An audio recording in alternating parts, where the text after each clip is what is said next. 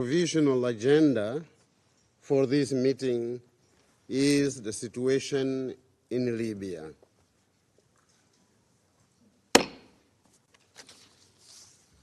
In accordance with Rule 37 of the Council's Provisional Rules of Procedure, I invite the representative of Libya to participate in this meeting.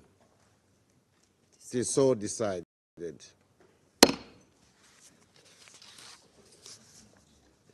In accordance with the Rule 39 of the Council's Provisional Rules of Procedure, I invite Mr. Karim Khan, prosecutor of the International Criminal Court, to participate in this meeting.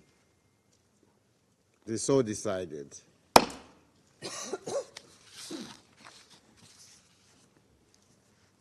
The Security Council will now begin its consideration of item 2 of the agenda.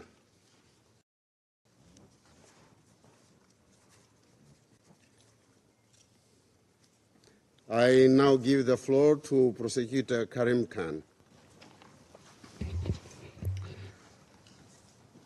Mr. President, distinguished delegates, it's a great privilege to have the opportunity once again to brief the Security Council this morning. I would like to express my thanks to my brother, His Excellency, the Permanent Representative of Libya to the United Nations for his attendance. Mr. President, Excellencies, it was 2.5 years ago when I first had the opportunity to brief the Council in relation to the Libya situation. And in those remarks, through the lens of Libya, I called for what, in effect, was a paradigm shift, for a new and constructive new dynamic with this Council. I emphasized to all members of the Council on that day that I would prioritize referrals to the court made by the Security Council. I would do my utmost to ensure more resources were given to Security Council referred situation.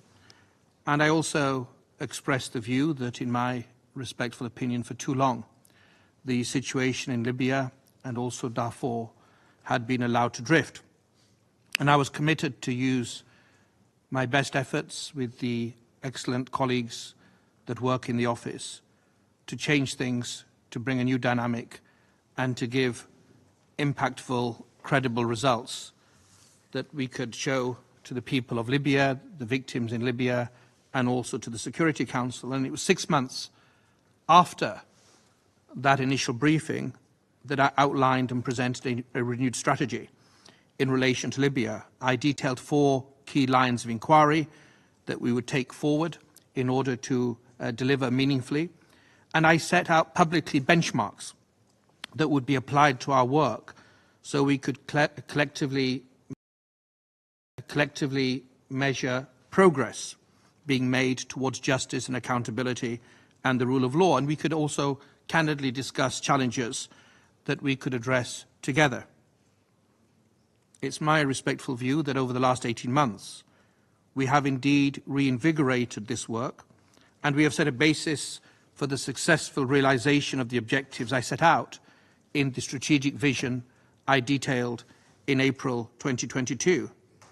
And whilst, as an officer of the court, I am constrained in detailing all the progress that's been made, I can say that we have made strong progress in line with this renewed strategy. In the last 6 months alone, as reflected in the report that we've lodged with the Secretariat, the Libya Unified Team has completed 18 missions in 3 geographic areas. They have collected more than 800 pieces of evidence, including video and audio material. They've taken more than 30 statements, interview statements, screening statements, and we've made significant progress in relation to the 2014-2020 period in terms of alleged crimes in detention centres in that period.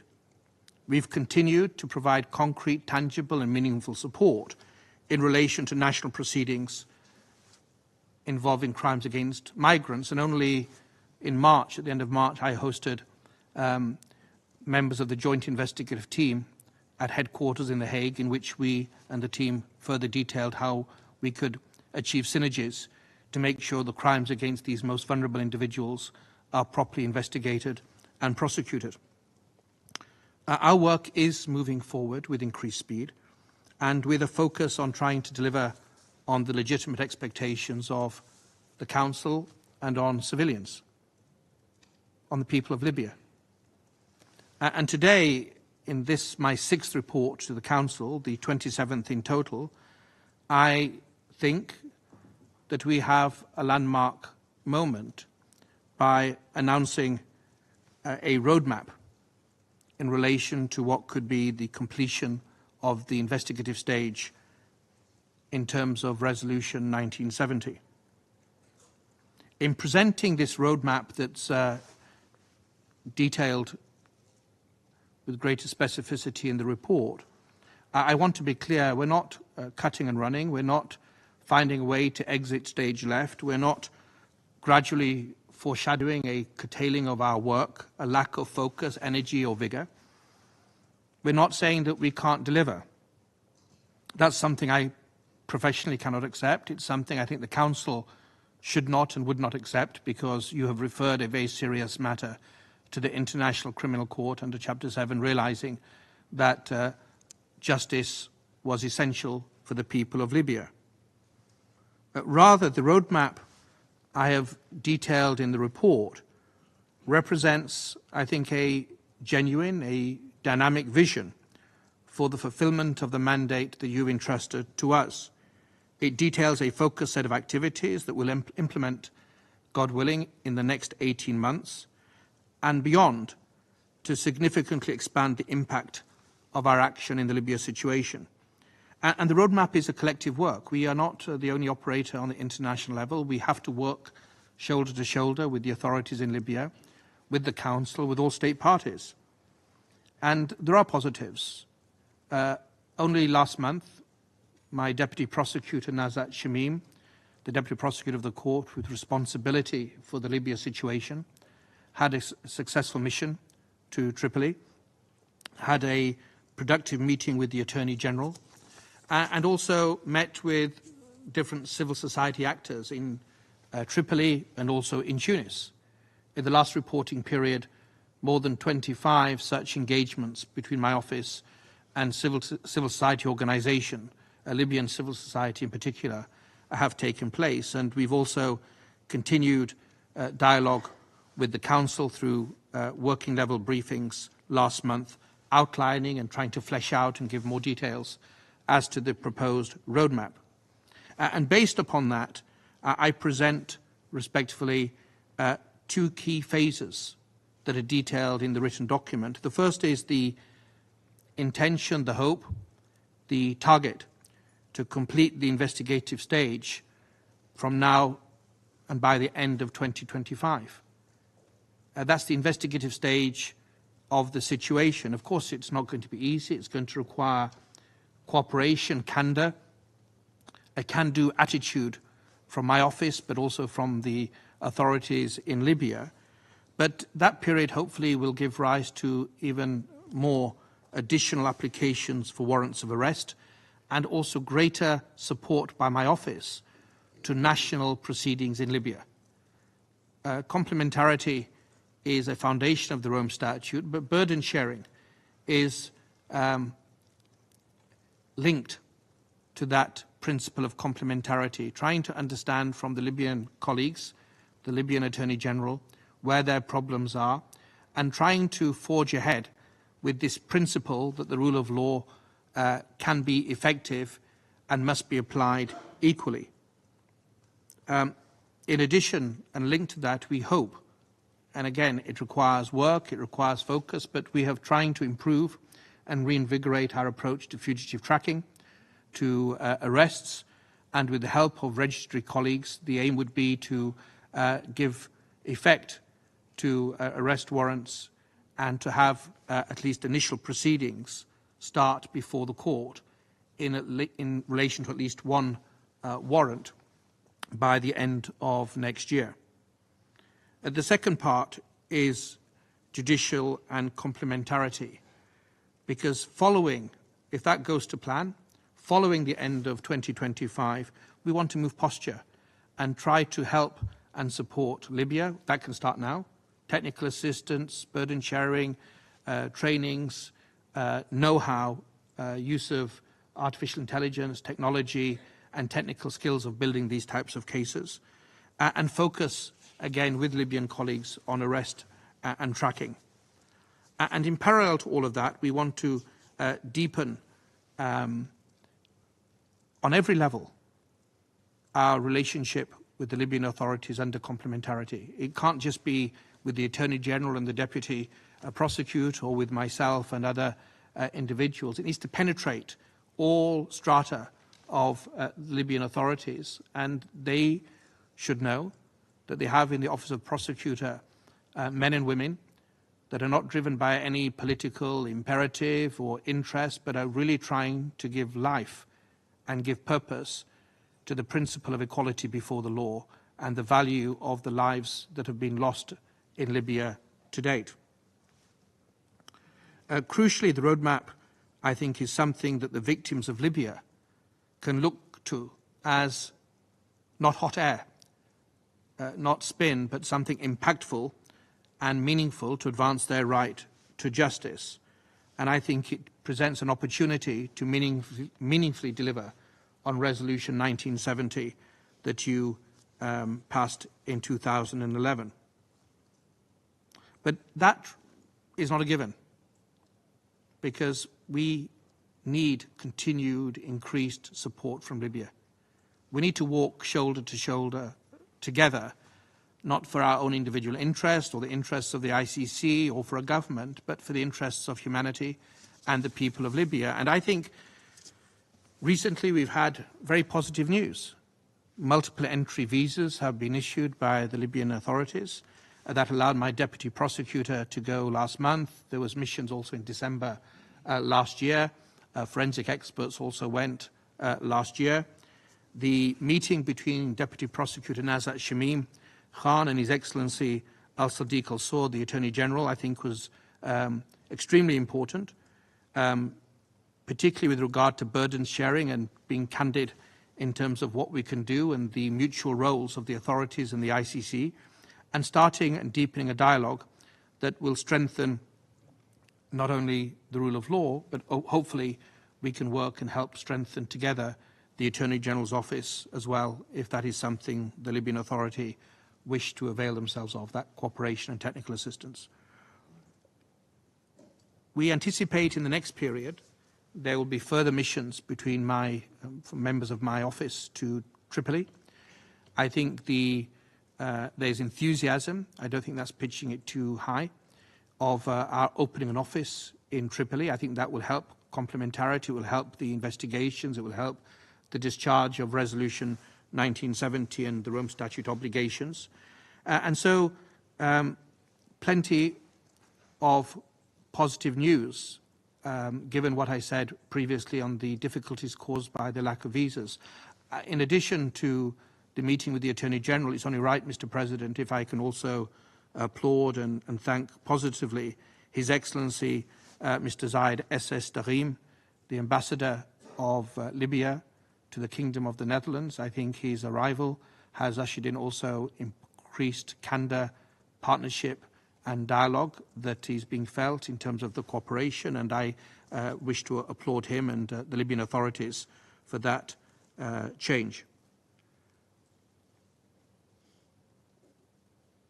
But to march forward, it does require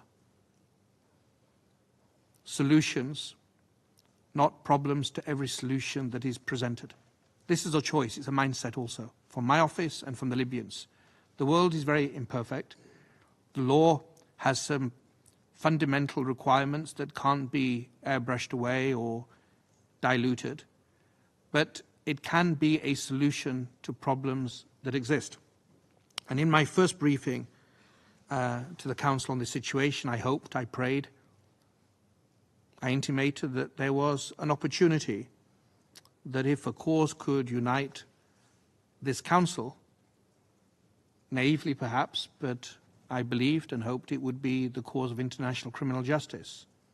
Which state is in favour of genocide, war crimes or crimes against humanity? Which state doesn't want to be a protector of the vulnerable? Which state does not want to be on the side of legality and against the kinds of violations that we see in so many parts of the world? And notwithstanding all the difficulties that surround us in a very often dysfunctional world, a world in which too many people feel exposed to the elements, I still think this presents an opportunity, if we work together, if we realise that continuing business as usual will lead us to the abyss and beyond, to do the right thing and look at people that have little shelter, that have suffered enormously for many different reasons, and that the rule of law must count for them. So a paradigm shift is still needed. It's not going to be achieved by words or a strategy or a roadmap. It's something that we all individually as states, as the Council and as Libya and my office, we have to really try to be servants of something bigger than ourselves. If we can allow the law to breathe at this moment, if we can recognize that different states and different interests have certain situations that are politically difficult for them, but realize that there is value in an international criminal court that is not part of the political discourse, but is trying and endeavoring to be blind to the noise, deaf to the noise, but applying something that should be pristine and valuable, which is a yardstick of human conduct that should bind us all to keep us away from that abyss that I mentioned. It could yet be a moment of reawakening to change direction, because otherwise, when one looks at Libya, when one looks at other situations in the world, whether it's Ukraine or whether it's Palestine or whether it's the Rohingya or whether it's any other place one wishes to look at, we see issues. And so this is the time, I think, for the law to be allowed to breathe, as the Council has found, as a precondition for stability and international peace and security, which are direct responsibilities of the Council.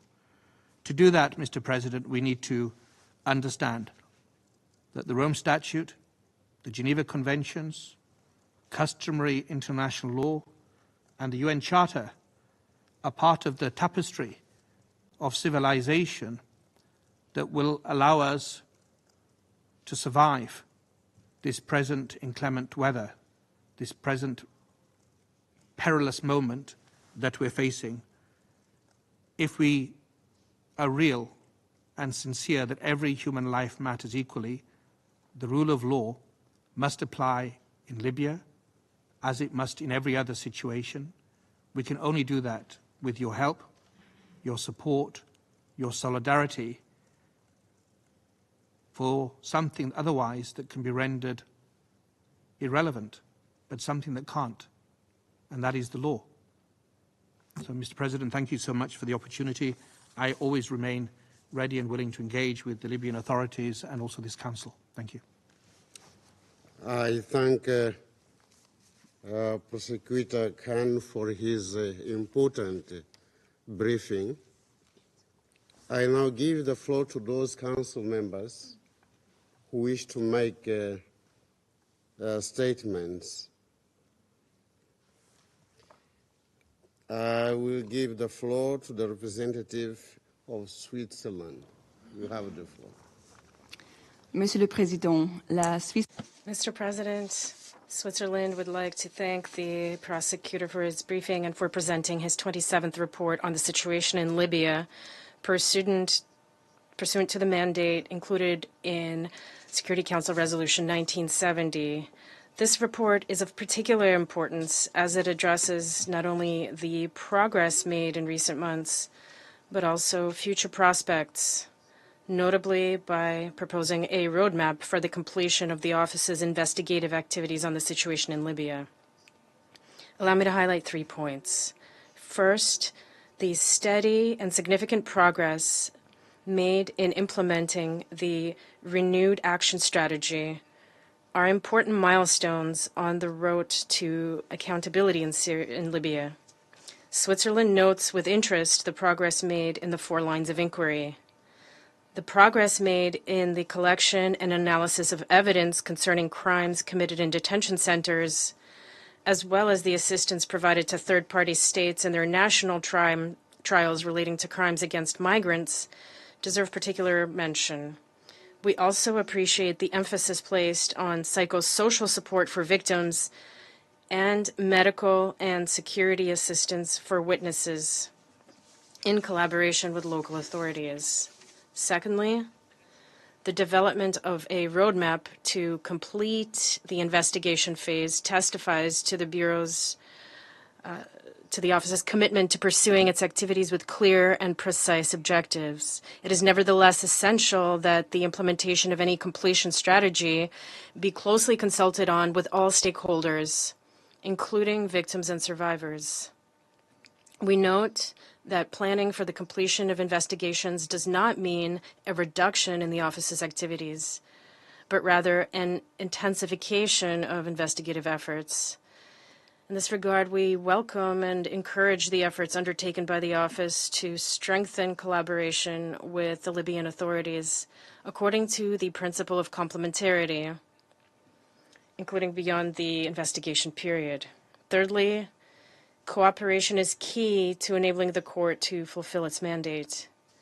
We take note of the granting of visas and the various visits and substantive exchanges that took place during the period under consideration with the Libyan authorities, and in particular with the Libyan Prosecutor General. We hope to see a continuation of efforts in this direction pursuant to Resolution 1970. We welcome the Office's extensive cooperation with third-party states, particularly with regard to crimes against migrants. We also stress the importance of effective and useful collaboration with civil society, affected communities, and victims. We reiterate our grave concern about the restrictions imposed on civil society in Libya. Mr. President, the court can only fulfill the mandate we have entrusted to it if it enjoys strong support.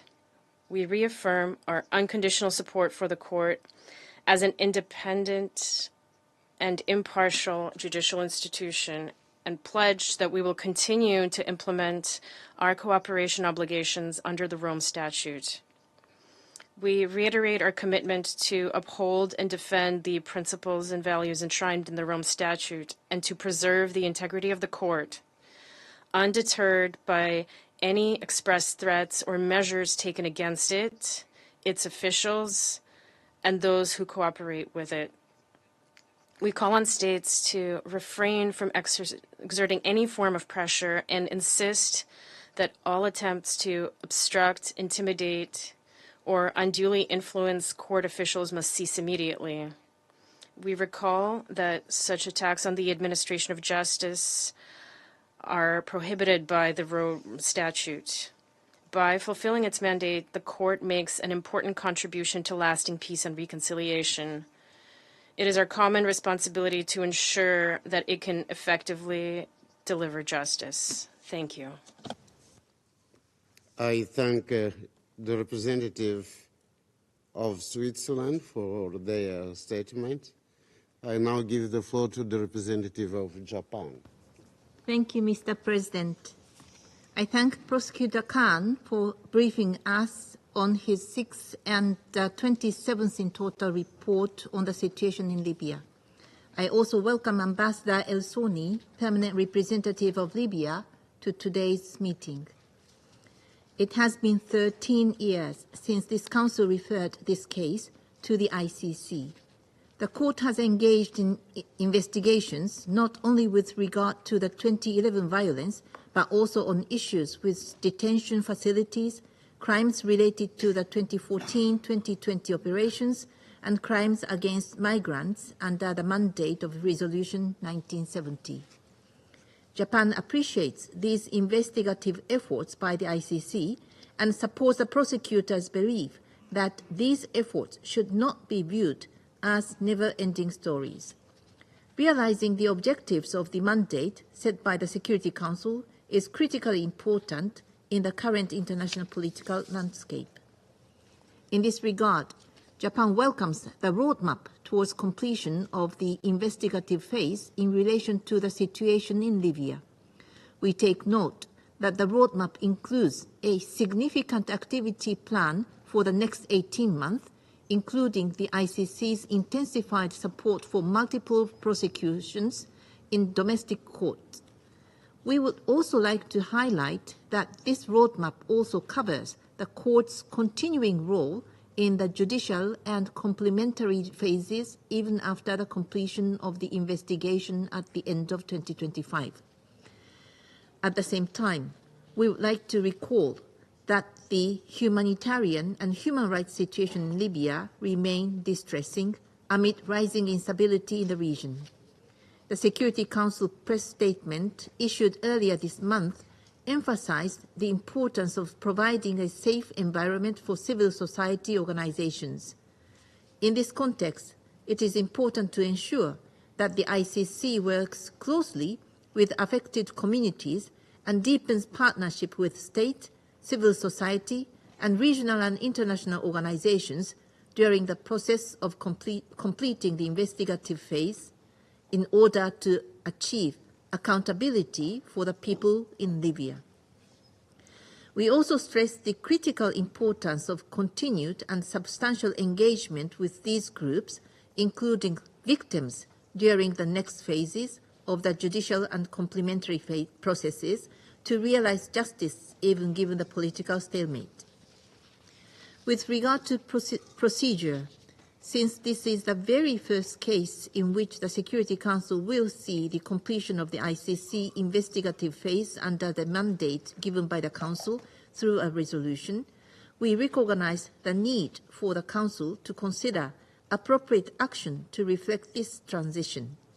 This may include consideration of the reporting requirements of the Prosecutor's Office after 2025.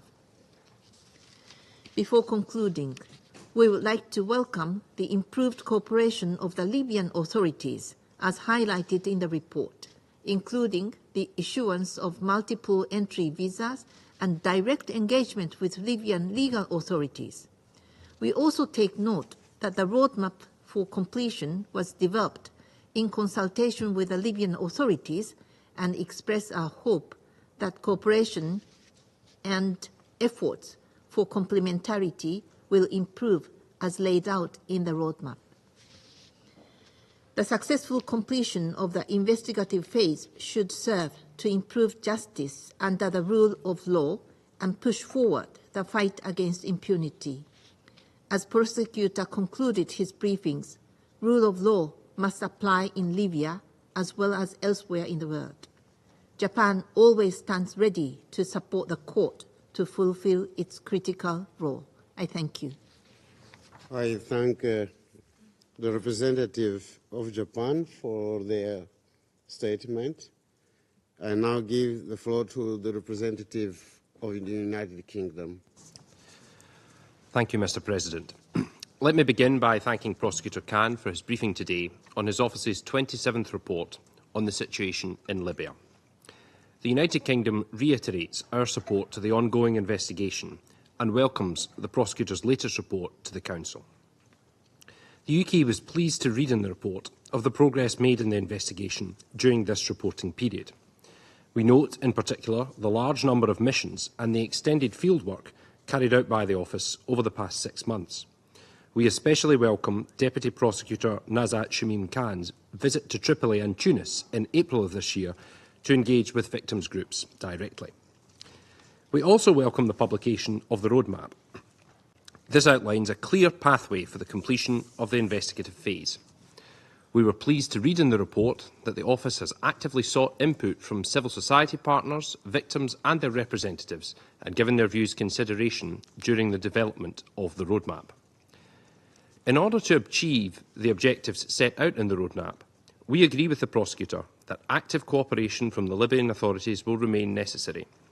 We therefore welcome the news that cooperation and collaboration with Libya has increased significantly during this reporting period. It is clear that sustained cooperation will be required in order to support the completion of the investigative phase by the end of 2025 and to ensure success thereafter.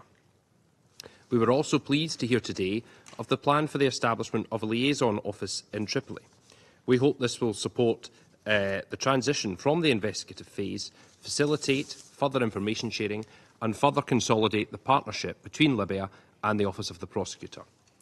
Mr President, in conclusion, we reiterate the UK's continued commitment to work with the Office of the Prosecutor and urge them, along with the Libyan authorities, UNSMIL and others, to build on the progress made in order to deliver justice for the people of Libya. Thank you. I thank the representative of the United Kingdom for their statement. I will now give the floor to the representative of the United States. Thank you, Mr. President. And thank you, Prosecutor Khan, for your briefing to the Security Council on the Office of the Prosecutor's work on the situation in Libya. The International Criminal Court has an important role to play in the international system of justice, and the work of the ICC in Libya supports our collective pursuit of accountability, peace, and security. The United States commends the extraordinary dedication of the court's staff and the sustained efforts to investigate and prosecute those most responsible for the heinous atrocities committed against the Libyan people and individuals who find themselves on Libyan territory since February 2011. The prosecutor's most recent report to the Council reflects considerable progress in the past 6 months. The investigative and cooperative activities undertaken by the Office of the Prosecutor, including conducting numerous missions to Libya, accelerating its engagement with national authorities, and deepening its engagement with civil society partners, have enhanced the foundations for accountability in the face of ongoing challenges in Libya and a difficult operating environment. We congratulate you on the increase in momentum around investigations into the 4 priority areas of inquiry, on the Office's development of a rigorous process for prioritization, on preparations underway towards seeking additional arrest warrants, and on efforts to commence trial proceedings expeditiously. The acceleration of these activities is all the more important as the Office is concluding the investigative phase as part of the implementation of the ICC's Libya strategy and roadmap. We call on Libyan authorities to do more to support and advance global accountability efforts and to enhance cooperation with the ICC, including in ensuring that all those subject to arrest warrants face justice as soon as possible. Former senior officials of the Gaddafi regime, such as Saif al-Islam Gaddafi, who is still subject to an ICC arrest warrant on charges of crimes against humanity, must face justice.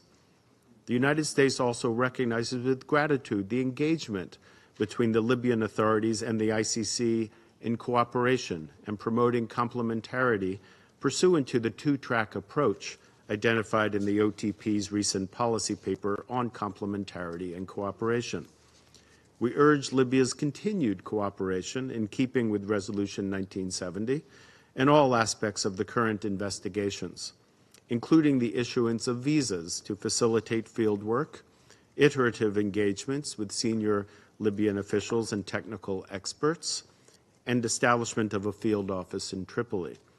We also encourage ongoing collaboration, collective investigative activities via the joint team, and 2-way information sharing with other national authorities focused on crimes committed in Libya, particularly those affecting migrants, and 2698.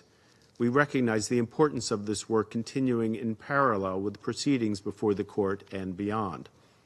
The United States also commends civil society and survivor engagement and the commitment of your office to implementing trauma-informed approaches. The United States welcomes the increased contact with victims and civil society organizations in Libya as crucial to the delivery of justice for victims who have waited far too long to be heard. Victims and survivors deserve justice. which can be a powerful, stabilizing force for Libya's future. We particularly appreciate the emphasis on empowering victims and survivors and on witness protection, including the provision of psychosocial support, which must be paramount during and beyond the trial proceedings. We also encourage organs of the court to ensure greater transparency and participation for victims and the affected communities in its work. We continue to believe that resolving political uncertainty and promoting accountability will go a long way towards addressing the chronic instability in Libya, including the mobilization of armed groups. Human rights violations and abuses will continue unless meaningful steps are taken to resolve these issues and promote accountability. A critical step towards peace and stability is the withdrawal of all armed groups and mercenaries from Libya without further delay, in line with Security Council Resolution 2656 and the October 2020 Libyan ceasefire agreement. The people of Libya deserve stability and justice, and we support the International Criminal Court's effort to help bring justice to the people of Libya. Thank you, Mr. President. I thank the representative of the United States for their statement. I now give the floor to the representative of Slovenia. Thank you very much, Mr. President. I would like to thank the prosecutor of the National Criminal Court, Mr. Khan, for his briefing and his report. I would also like to thank him for his appeal to the Security Council, for his appeal that the rule of law, the international humanitarian law, and the international law apply to all cases, to every situation on our agenda. Erosion of compliance with the rule of law is putting in question not only the relevance of the Security Council, but the international order built with the UN Charter and international law at its center. So this is something I think that we should all continue to reflect on. Mr. President, the situation in Libya is the second and, unfortunately, for now, also the last case referred by the Security Council to the ICC. With this referral, the Security Council confirmed that the most atrocious international crimes are a threat to international peace and security. For ensuring peace and security, accountability for international crimes and the fight against impunity are essential. Therefore, I will begin by expressing Slovenia's strong and unwavering support for the ICC and for the work of the prosecutor. We must do all we can to ensure the ICC is able to carry out its mandate independently and impartially, as well as without outside interference.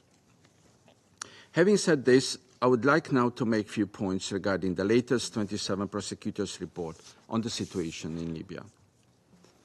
We welcome the progress made in the investigation in the latest reporting period, especially in relation to crimes in detention facilities and crimes related to the 2014 to 2020 operations.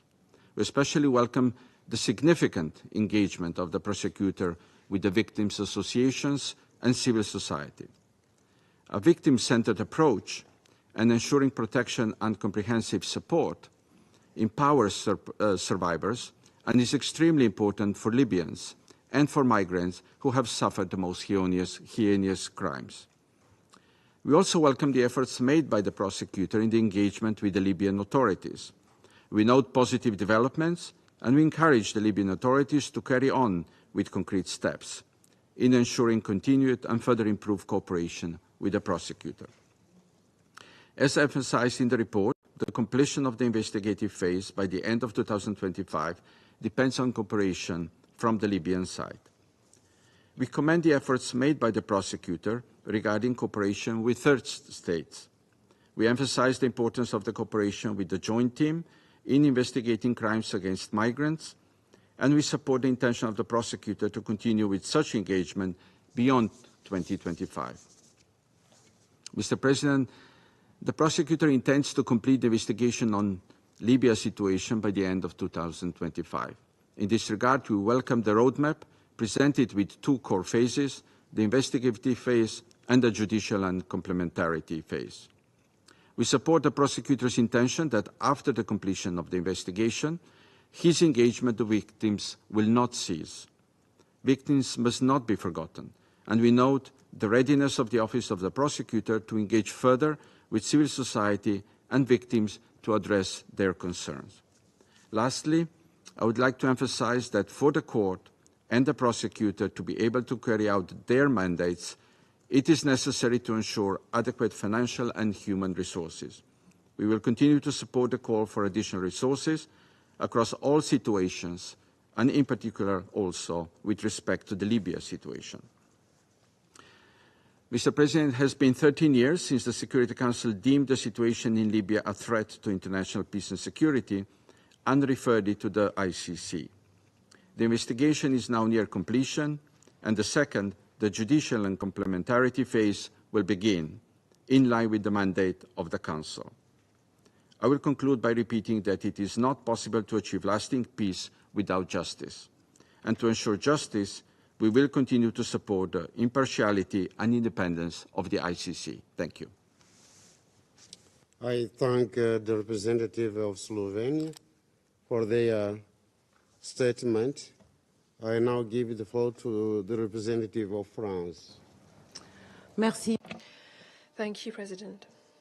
On behalf of the French delegation, allow me to thank Prosecutor Karim Khan for his presentation of the 27th report to the Security Council of the United Nations in implementing Resolution 1970 of 2011, as well as his action plan with a view to achieving the investigation activities of the Prosecutor's Office of the ICC in Libya. Prosecutor, you can count upon France's continued support, pressure, hindrance or obstruction. President, France has welcomed the progress made in implementing the strategy of the Prosecutor's Office as presented in their 23rd report in 2022. Combating impunity for crimes committed in Libya will only be possible and effective with active cooperation between the court and Libyan national authorities. In this regard, France welcomes the efforts undertaken by the Office to bolster and improve cooperation with Libyan authorities, including with the official visit of the Deputy Prosecutor Nazat Shamin Khan to Tripoli last month. We note the commitment of the Libyan authorities, who have issued multiple entry visas to certain court representatives. Full access to Libyan territory is an essential condition in implementing the mandate conferred by this Council upon the Court, pursuant to Resolution 1970. The most serious crimes committed in Libya since 2011 must all be subject to investigation and prosecutions, including the crimes committed by Daesh and crimes against migrants and refugees. We're concerned regarding the arbitrary detentions and the cases of inhumane detention conditions, including of migrants and refugees. The authorities in charge of detention centres involved must allow immediate access to observers and international investigators. Forced disappearances and sexual violence reported by the office are unacceptable. There must be no doubt about the fact that whoever incites or commits such crimes today is liable for prosecution. Combating trafficking in human beings is, of course, a priority for France. President, we welcome progress made by the Prosecutor's Office over the last 6 months in investigations, particularly the conduct of over 18 missions and the collection of over 800 pieces of evidence. We welcome the use of technical innovations, including the publicly accessible portal OTP link, which has enabled the Office to receive over the last 6 months 28 communications linked to the situation in Libya. Cooperation between the Prosecutor's Office and states, as well as with international and regional organisations, is precious, and we welcome in this regard the closer working relations with UNSMIL and the cooperation with Europol. Finally, we call upon the Prosecutor's Office to continue its efforts in cooperating with victims' groups and civil society organisations in Libya. France encourages the prosecutor to ensure that victims will be consulted and associated with the implementation of the strategy to conclude their investigations in Libya. It is essential to continue to ensure that these victims can be exonerated by the International Criminal Court when these facts are recognised as constituting crimes pursuant to the Statute of Rome. President, France has noted the decision of the prosecutor to conclude their investigation into Libya and to ensure a successful transition towards the judicial phase of its activities by the end of 2025. France welcomes the Office's plan of action, which intends to enter new requests for the issuance of arrest warrants in some of the priority cases for investigation defined in the strategy for the situation, to intensify efforts in terms of the arrest strategy and to track fugitives and preserve evidence. My delegation would like to have the prosecutor's opinion on their assessment of the level of cooperation by Libyan authorities, though, given that we regretted the difficulties encountered last November, including on the implementation of the principle of complementarity, whilst political stability is not effective in Libya. It would likewise be interesting for the prosecutor to elaborate on the various changes with regard to the judicial phase, whose success depends on the arrest of fugitives. My delegation understands that following the closure of the investigation phase in 2025, the prosecutor's office does not intend to ask the pretrial chamber to issue further arrest warrants. President, allow me to conclude by recalling that France attaches great importance to the relaunch of a political process in Libya, which is respectful of human rights and of the rule of law. We are concerned by the increased repression against civil society and human rights defenders, and pressures upon judges and lawyers, which run counter to the respect for the rule of law and adversely affect the consolidation of democracy in Libya. France reiterates its support for United Nations action. This is essential to restore stability and unity in the country. We encourage all Libyan protagonists to engage in dialogue under the auspices of the United Nations, so as to achieve the formation of a new unified government which can lead the country towards free, transparent and inclusive legislative and presidential elections throughout the territory. Finally, the judicial action of the International Criminal Court and its results play a key role in achieving these objectives and ensuring lasting progress in this state. I thank you. I thank the representative of France for their statement, and I'll give the floor to the representative of Malta. Thank you, President. And let me also thank Prosecutor Khan for the report and his briefing this morning. I also would like to welcome the permanent representative of Libya to this meeting. Accountability is essential for durable and sustainable peace. As Volker Turk, High Commissioner for Human Rights, said, and I quote, "We know that if impunity reigns, and if the facts are not told, and if the truth is not told, we will have grievances going on and on and on." Close quote. This applies to all conflict situations. In this regard, Malta reiterates its support to the work of the International Criminal Court and the efforts of the prosecutor and his office in pursuing justice for victims of the most horrific crimes.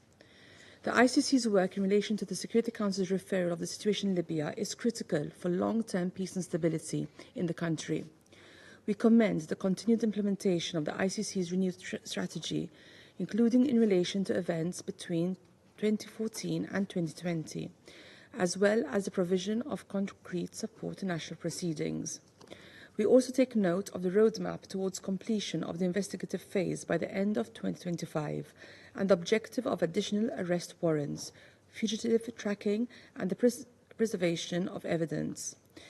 These will lead to the transition into the judicial phase of the court's activities. We underline that such endeavour to complete investigations should be sensitive towards victims' needs and their right to justice. President, Malta commends the positive momentum with respect to engagement with the Libyan authorities, including the recent visits of the office and the issuance of multiple entry visas. Such cooperation is essential, both in relation to the court's roadmap and the implementation of complementarity activities with Libyan authorities. The proactive policy of cooperation by the court with other states, regional organisations and international partners enhances complementarity and is also essential to achieve the objectives of the mandate. Let me also recognise the deepening of engagement with civil society, including recent meetings of Deputy Prosecutor Nashat Shamim Khan with CSOs and victims groups in Tripoli and Tunis. We encourage the Office to maintain a meaningful consultative process in the road towards completion of investigations and after, a process that involved listening to the voices of victims, survivors, their families and the affected communities. Moreover, as part of the cooperation with the Libyan authorities, we underline the importance of measures that protect civil society organizations to fully empower them to carry out their activities. We remain concerned with the incidents of sexual and gender-based crimes against migrants, crimes against children, enslavement, torture, arbitrary detention and killings. The Security Council and the international community must redouble efforts in support of Libya to ensure that alleged wrongdoers are held accountable. We call for effective, comprehensive and non-discriminatory psychosocial and health services for survivors and reiterate the importance that such services are age-appropriate, survivor-centred and gender-responsive. President, Malta acknowledges that continued assistance provided by UNSMIL to the office and underlines the importance of this ongoing support in anticipation of increased field missions to Libya in the coming months ahead of the completion of the investigation phase. The situation in Libya continues to warrant the international community's focus and support. President, before concluding, let me reiterate the call of the Court on all states to respect the integrity and independence of the courts and to cooperate actively with its investigations. We underline the importance of its impartial work in combating impunity for atrocity crimes, which is ever more necessary in our world. If we do not address accountability, we will not end the cycles of violence which continue to inhibit our efforts towards peace and security. I thank you. I thank the representative of Malta for their statement. I now give the floor to the representative of China. Mr. President, I listened attentively to the briefing provided by Prosecutor Karim Khan. I welcome the presence of the permanent representative of Libya, Ambassador El Soni, at today's meeting. China's position on the International Criminal Court's work in Libya remains unchanged. The case currently before the ICC was referred to the court in 2011. We take note of the roadmap for completion of the investigation phase outlined by the prosecutor. We hope that the ICC, in its work going forward, will strictly abide by the principle of complementarity enshrined in the Rome Statute, maintain an independent, objective, and impartial position, fully respect the judicial sovereignty and legitimate views of the countries concerned, and maintain close communication and cooperation with the Libyan authorities. Achieving peace and stability in Libya is a prerequisite for delivering judicial justice. The international community should uphold the principle of Libyan-led and Libyan-owned, respect the country's sovereignty and territorial integrity, support intra-Libya dialogue and consultation, promote political transition, and avoid imposing external solutions.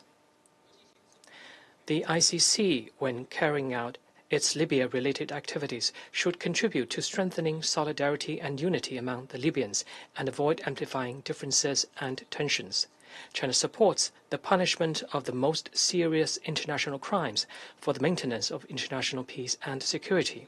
When confronted with major crises and challenges that are of great concern to the international community, the ICC should exercise its powers in accordance with the law, apply international law in an equal and consistent manner, avoid double standards and exceptionalism, and effectively safeguard international equity and justice. Thank you, President.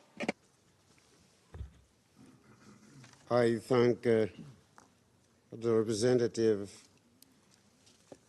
of China for their statement.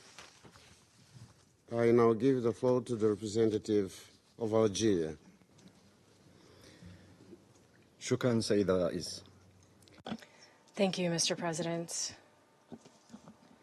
We have listened with great interest to the briefing by the prosecutor of the ICC and have taken note of his report submitted to the Council pursuant to Resolution 1970, including the proposed roadmap for the continuation of its work.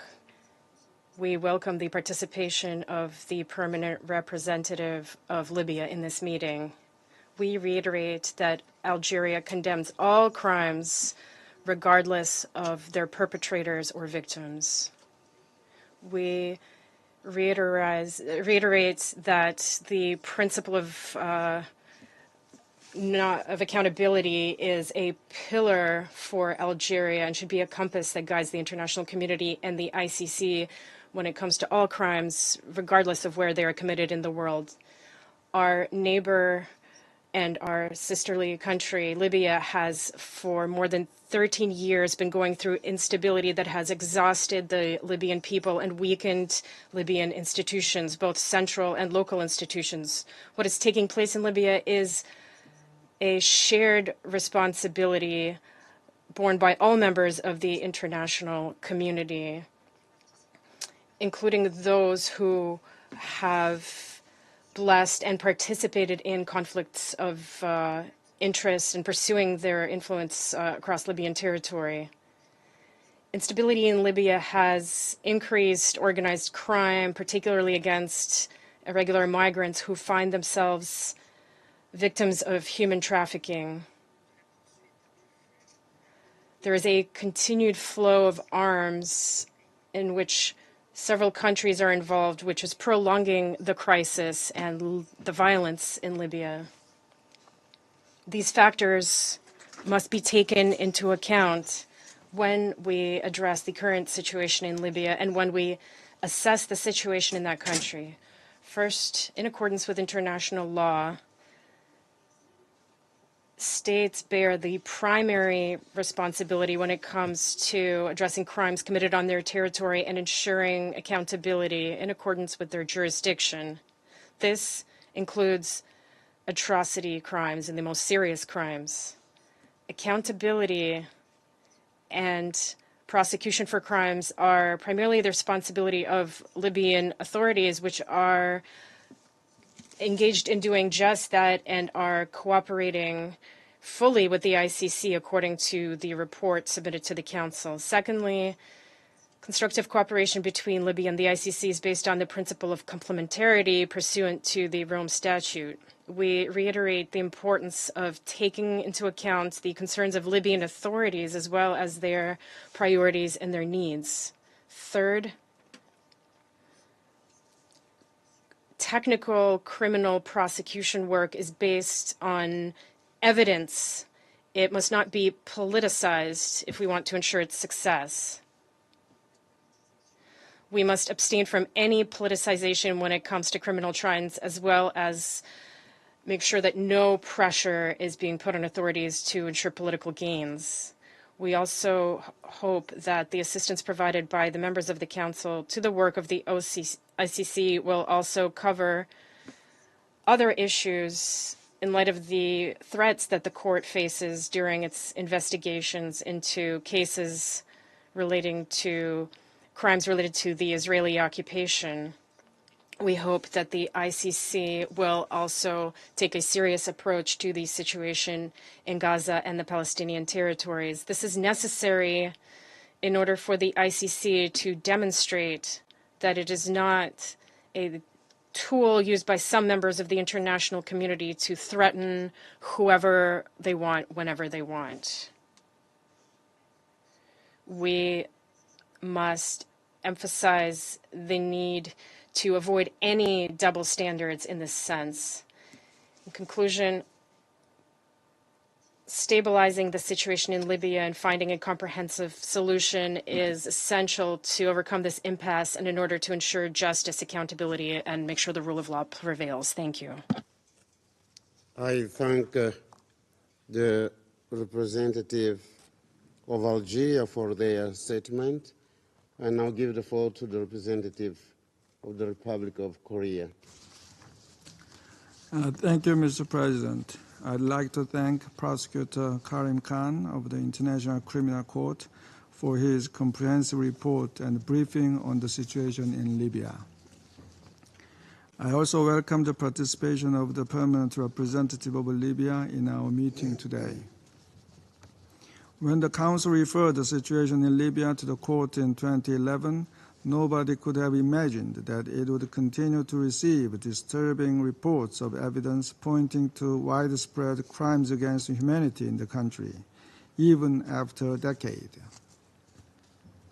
As the International Organization for Migration has recently pointed out, at least 3,100 deaths and disappearances were recorded in 2023 along the Mediterranean migratory route under inhumane conditions. Moreover, more than 3,000 people are currently held in harsh detention centers with documented grave human rights violations. Reflecting these harsh realities, half of the prosecutor's key lines of inquiry into the Libyan situation are devoted to ongoing crimes against humanity, including crimes against migrants and violations in detention facilities. This underscores the continuing relevance of the Office of Prosecutor's work in restoring justice in Libya and promoting regional security. Expressing its appreciation for the efforts of the office in investigating the situation, I'd like to highlight the following points. First, the Republic of Korea welcomes the report from the prosecutor detailing improved cooperation from Libyan authorities. This cooperation has facilitated significant advances in all active investigations, ranging from evidence collection to supporting national criminal proceedings over the past 6 months. Korea urges the Libyan authorities to continue and enhance this cooperation so as to assist the court in ensuring accountability and upholding justice. Second, we also welcome the prosecutor's submission of a roadmap for the completion of the investigation phase by the end of 2025. If done successfully, the completion of the investigation would once again deliver the message to the world that no perpetrators of heinous crimes will be left with impunity. In this regard, we note that, as stated in the report, civil society partners assert that the investigation should extend beyond 2025, and we believe the concerns underlying this assertion should not be neglected. Therefore, we appreciate the prosecutor's sincere efforts to actively incorporate the perspectives of its civil society partners in refining its completion strategy to ensure that the mandate is fully realized. Third, while the Office of the Prosecutor's efforts remain vital in delivering justice to the Libyan people, it is equally crucial to adopt a comprehensive approach that addresses the root causes of the prevalent crimes against humanity. The continued inability to form a unified government has not only worsened the security landscape, but has also allowed human trafficking networks to thrive, exposing migrants and detainees to substantial risk. Given these circumstances, we strongly urge major political actors to engage sincerely to establish legitimate, unified governance across the country. We also encourage Operation Irini to continue its efforts in dismantling the criminal networks benefiting from human trafficking, thereby aiding the broader stabilization endeavors in Libya. Finally, we would like to reiterate the importance of the International Criminal Court's integrity, independence, and impartiality, which are fundamental to upholding justice and accountability in international law. As one of the principal contributors to the court, the Republic of Korea stands firm in its support and reaffirms its full confidence in the court's noble endeavors. I thank you, Mr. President. I thank the representative of the Republic of Korea for their statement. I now give the floor to the representative of Guyana. Mr. President, I thank the prosecutor of the International Criminal Court, Mr. Karim Khan, for his presentation of the 27th report of his office on the situation in Libya. I also welcome the participation of Ambassador Tahir Al-Soni, Permanent Representative of Libya, in today's meeting. Guyana welcomes the prosecutor's indication that significant landmarks were achieved in the discharge of the mandate of the office during the reporting period, despite challenges related to the complex political landscape and security situation in Libya and the resource constraints of the office. We have noted the office's assessment that there has been a significant increase in momentum in its investigation since the establishment of the renewed strategy in 2022. We also welcome the development of the roadmap towards completion of the investigative activities of the court by the end of 2025, noting that the roadmap was the result of extensive consultations with key stakeholders. It must be underscored that cooperation is essential to the work of the court in the investigative, prosecution, and judicial phases. We view as a positive the increased cooperation between the Libyan authorities and the Office of the Prosecutor, noting the willingness of the Libyan authorities to discuss engagement with the office beyond the investigative phase in the context of complementarity activities. The constructive engagement between the Deputy Prosecutor and Attorney General of Libya and the multiple entry visas recently issued are welcome. We urge continued cooperation in accordance with Resolution 1970. We have also noted the progress made with the investigations across key lines of inquiry, in particular, the collection and analysis of evidence, and look forward to the commencement of the judicial phase. We express grave concern regarding crimes committed against migrants and stress that the rights of migrants must be fully respected. In this regard, the Office's support to domestic authorities in the investigation of crimes committed against migrants is critical. Mr. President, engagement with stakeholders is important to the court's work, particularly in the investigative activities. We commend the Office of the Prosecutor's strengthened engagement with victims and survivors, witnesses, affected communities, and civil society organizations. Turning to the security situation, this remains a cause for concern in light of its effects on the work of the court with its investigative activities. We encourage peace and call on the parties to continue to show restraint. Mr. President, Guyana recognizes the need for additional resources to support the work of the court. My delegation has been contributing and encourages others to do so. We also underscore the absolute necessity for the court, its officials, and those cooperating with it to be able to function free from threats and intimidation. In conclusion, I reaffirm Guyana's unwavering support for the International Criminal Court. Justice for victims and an end to impunity are central to the achievement of peace and security. I thank you. I thank the representative of Guyana for their statement. I now give the floor to the representative of Sierra Leone. Mr. President, I thank Mr. Karim Khan, prosecutor of the International Criminal Court, for his informative and sobering briefing and for presenting the ICC prosecutor's 27th report on the situation in Libya, as mandated by Security Council Resolution 1970. Sierra Leone commends the prosecutor and his office for the unwavering commitment to transparency, international accountability, as well as for the diligent and consistent efforts of his office over the past 6 months on the Libya situation referral. I also welcome the participation of the permanent representative of Libya in this meeting. Mr. President, Sierra Leone reiterates its prioritization of accountability as a means to reinforce the protection of civilians in situations of armed conflict, respect for fundamental human rights, and to end impunity for atrocity crimes. On the prosecutor's 27th report, I would like to emphasize the following 3 points. Firstly, we commend the prosecutor's office for their renewed investigative strategy outlined in April 2022 and welcome the roadmap to conclude the investigation phase in the Libya situation by 2025.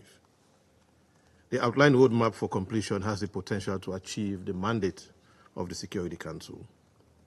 We understand and acknowledge the importance of the activities of the Office of the Prosecutor and the need for them to continue over the next 18 months to achieve the desired outcomes.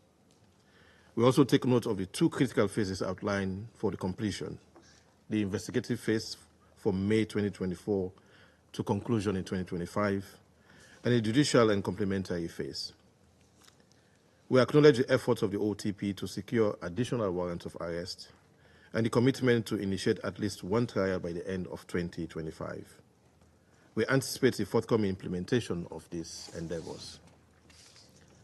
Secondly, we commend the effort of the prosecutor and his team for implementing the court's renewed investigative strategy.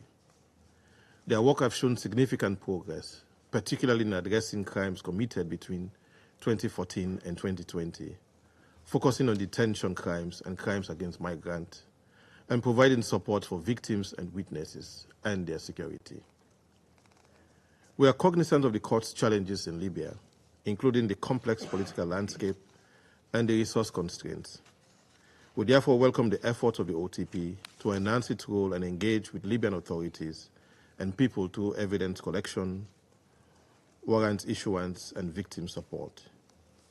In this regard, Sierra Leone reaffirms its unwavering support for the court in pursuing justice and accountability in Libya. While welcoming the efforts made so far by the court, we emphasize the importance of upholding the court's impartiality and independence to enable it to carry out its mandate effectively. To this end, we call for the provision of adequate human and financial resources that are commensurate with the court's responsibility and functions. We reaffirm our unwavering dedication to uphold and defend the principles enshrined in the Rome Statute and ensuring the court's integrity remains steadfast despite increasing threat or action taken against it and those cooperating with it. Thirdly, cooperation plays a crucial role in the mandate fulfillment of the court. In welcoming the increased interaction and cooperation between the court and the Libyan authorities from the prosecutor's report, we urge that support for Libya's national capacity in victims support, investigations, and prosecution also be increased. We believe states should have a primary responsibility to deliver justice and accountability for their people. If they lack the capacity or resources, we encourage cooperation with international partners in this endeavor. In this regard, we affirm our support for the people of Libya in pursuing accountability and justice within the broader framework of the peace process. We reiterate the application of the principle of complementarity, emphasizing its integral role in combating heinous crimes and fostering bilateral engagement between the court, Libyan authorities, and also with neighboring states and civil society in Libya. We therefore welcome the ongoing cooperation between these entities. Furthermore, we call for increased regional and international support, especially in light of the complex and evolving political situation in Libya. In closing, Mr. President, Sierra Leone expresses deep concern over public statements made by state, elected, and other government officials relating to investigations being carried out in situations before the ICC. The statements are deeply regrettable and are seen as threats or attempts to undermine the independence, integrity, and impartiality of the court. We urge states to respect the independence and impartiality of the court, as we cannot afford to be selective on the important issue of accountability and the rule of law. Sierra Leone reaffirms its full support for the International Criminal Court. We assure the people of Libya of our support and reiterate our commitment to the principle of sovereignty and territorial integrity of state. Recognizing the importance of working together for justice, Sierra Leone is fully committed to continue playing an active role in this shared endeavor. I thank you. I thank the representative of Sierra Leone for their statement. I now give the floor to the representative of Ecuador. Gracias, señor. Thank you, President. I thank Mr. Karim Khan, the prosecutor of the International Criminal Court, for presenting his report on the situation in Libya. And I welcome Libya's permanent representative to this meeting. My delegation is pleased to note that despite the political and security situations in Libya and the budgetary limitations upon the prosecutor's office, notable progress has been made. in achieving the objectives of the renewed strategy presented 2 years ago. I underscore in this regard progress in various lines of investigation, particularly those linked to crimes in detention centres and against migrants, as well as compilation of evidence and issuance of arrest warrants, and the strengthening of commitments to groups of victims and civil society organisations. President, 13 years ago, the Security Council decided to refer the situation in Libya to the International Criminal Court. It is from this perspective that Ecuador welcomes with interest the roadmap presented by the prosecutor for the finalisation of the investigation phase by the end of 2025 and the support activities which will take place after this date. The successful implementation of the roadmap, which we understand is the result of dialogues with all interested parties, will require intense interaction with national authorities upon the basis of the principle of complementarity. In this regard, my delegation welcomes the fact that the level of cooperation with Libyan authorities has significantly increased, and we trust that this dynamic will be further entrenched in the future.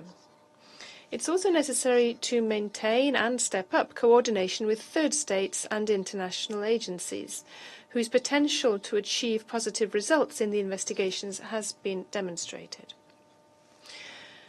Moreover, we encourage the Prosecutor's Office and other stakeholders to provide the technical cooperation which Libyan institutions require to bolster their national justice system. President, the presentation of the roadmap is a decisive milestone in this Council's involvement in Libya. Ecuador trusts that its implementation will contribute to national reconciliation by promoting the rule of law and combating impunity. Finally, I reiterate my country's support for the International Criminal Court and its commitment to the principles and values established in the Rome Statute. Thank you. I thank the representative of Ecuador for their statement. I now give the floor to the representative of Russian Federation. Mr. President, the position of the Russian Federation regarding the unacceptability of the politicized activities of the so-called International Criminal Court remains unchanged. Accordingly, we see no point to having the representative of this puppet body, which openly serves the interests of Western state, to be present here in this chamber. The ICC has absolutely nothing to do with justice. The best illustration of the correctness of our assessment is the ICC's activities in Libya. Let us try to objectively assess it in terms of its contribution to the maintenance of peace and security, as the Security Council should be doing. The Council is no place for ritualistic rhetoric. Rather, it is a body with the tools and the mandate for practical action. We have all studied the ICC report on the situation in Libya and have learned that the prosecutor's office intends to finalize all lines of investigation by the end of 2025. Thus, the investigation of the situation has taken no less than 14 years. I cannot fail to recall that all of the activities of the Nuremberg Tribunal, which investigated the most large-scale and horrific crimes in the history of humanity, took less than 2 years from investigation to enforcement of sentences. Since the ICC's prosecutor's office has decided to wind down its work, it is worth taking stock and looking at what this court has in fact been doing in Libya all these years. First of all, there is the undeniable fact that 27 reports were submitted to the Council, the main thrust of which was to explain why the investigation was struggling. The Council devoted 27 meetings to their consideration. And throughout that time, the ICC's prosecutor's office has had 3 prosecutors. The Security Council referred the situation in Libya to the ICC in 2011 at the height of the conflict. The court, in a matter of mere days, issued arrest warrants for Gaddafi, his son, as well as his intelligence chief. Further inaction in Libya was usually blamed by the ICC on the difficult situation on the ground. Yet, in the midst of the conflict, it did not prevent it from acting quickly. As is well known, the ICC compensated for the lack of verified information by using fakes to bring charges. Not a single warrant was issued against the rebels, and this is despite the fact that with the assistance of the democratic bomber aircraft of NATO countries, Libya's statehood was destroyed. The crimes of other parties to the conflict, including the war crimes of the NATO coalition, were also of no interest to the ICC. One recalls that in order to perform the same trick, the infamous International Tribunal for the former Yugoslavia established a special commission to assess NATO's actions. The ICC doesn't need such a commission because everyone there already knows that NATO is incapable of committing any crimes. I recall that the former Libyan leader Muammar Gaddafi was brutally murdered shortly after being declared wanted by the ICC, and the ICC investigators also turned a blind eye to this crime. Saif Gaddafi is still wanted by the ICC, despite the fact that he was already convicted by a Libyan court and released under amnesty. So in this case, the ICC has decided to ignore the principle of double jeopardy, or non bis in idem, which states that one cannot be prosecuted twice for the same crime. At the same time, the case against Libya's intelligence chief was dropped and dismissed as inadmissible because of a parallel trial in a Libyan court. 2 other accused members of al-Gaddafi's armed forces were killed. The bottom line for the Security Council should be the fact that the ICC has become complicit in the destruction of Libya's statehood and the impunity of the perpetrators of that crime, which has had serious consequences for the peace and security of the entire region. Since that time, the ICC's activity has essentially dwindled down. In order to avoid admitting to its inaction, the so-called court informed the Council that it had begun investigating potential crimes against humanity committed against migrants and refugees. 2 aspects are interesting in this regard. First of all, also across